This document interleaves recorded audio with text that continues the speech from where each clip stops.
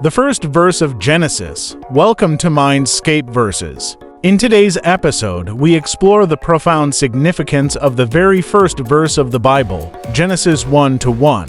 In the beginning, God created the heavens and the earth. This verse sets the stage for the entire biblical narrative, introducing the God who exists outside of time and space and who brings the universe into existence. Join us as we unpack the deep theological and philosophical implications of this foundational scripture.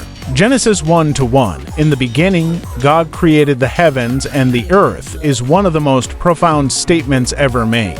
It's not just the opening of the Bible, but a declaration that everything we know, time, space, matter, has its origin in God. This single verse counters ancient myths of chaotic beginnings, asserting instead that a single, all-powerful God deliberately and purposefully created everything. Let's break it down.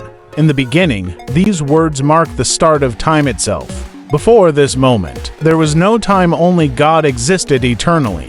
The concept of a beginning challenges us to think about the origin of everything and the God who precedes all of it, God. The Hebrew word used here is Elohim, a name that conveys majesty and power. From the very first verse, God is presented as the supreme, sovereign creator, distinct from his creation.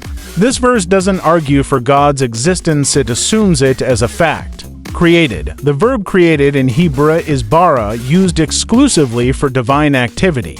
This word tells us that God didn't just organize pre-existing materials, he brought the universe into being from nothing ex nihilo. This creative act was intentional and purposeful, setting the stage for the order and life that follows. The heavens and the earth. This phrase is a Hebrew expression that means the entire universe. It emphasizes the scope of God's creation, from the vast galaxies to the smallest particles. This verse serves as the foundation for everything that follows in Scripture.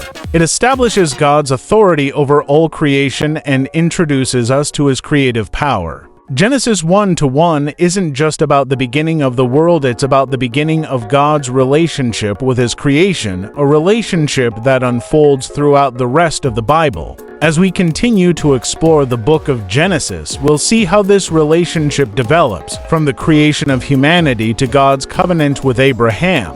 But it all starts here with a simple yet profound statement. In the beginning, God created the heavens and the earth.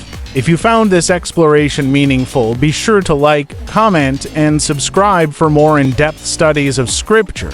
Stay tuned as we dive deeper into the creation narrative and uncover the timeless truths of Genesis.